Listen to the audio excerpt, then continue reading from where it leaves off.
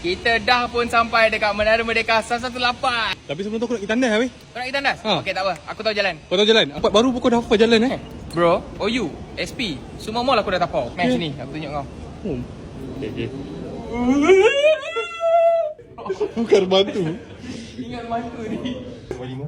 Weh, jangan sangat. tak sampai lagi tu. Man. View dia. Wih, cantik man. Tempat yang kau nak pergi tengok tu ada kat sana. Belah ni? Okey, jom. Sini. Ni tinggi sikit lah. Ha? Tak apa. Jom. Man. Ni kat mana pula view dia cantik siapa man. Ni apa pula yang makan ni man? Makan tu. Makan tu. Duduk. Tandas jauh lagi ke? Kau dah tak tahan ke? Aku cari yang dalam pancung. Dalam pancung ada? Dalam pancung ada. Jom. Ada.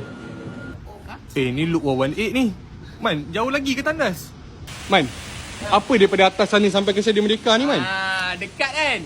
Dalam ni macam-macam aktiviti boleh buat tau. Ni tempat bersejarah ni. Last time aku piknik kat sini lah. Man, nak pergi mana ni man? Solat dulu. Kan dah dekat ni. Inilah Masjid Al-Sultan Abdullah tu. Itu yang masa bulan puasa tu viral sini lah. Cantik kan tempat ni kan? Memang cantik man. Semua Allah pun cantik. Weh man, Stadium Negara pun dekat kan man? Ya, dekat kan? Kau sini, kau nak naik public transport pun senang je. Tu, dekat je. Oh ya man.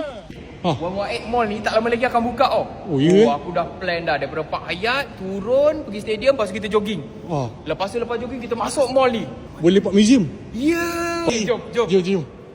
Macam mana? Ngam tak ngam? Tempat lepak aku all in one dekat Merdeka 118 ni. Ada view sampai macam-macam aktiviti kau boleh buat kan? Pasal ni bukan sekadar bangunan man. Boleh lepak KL lagi ni. Ya. By the way man, tadi kau nak tunjuk tandas kat mana? Jom ikut aku. Man, kau sebenarnya lupa kan jalan? Man?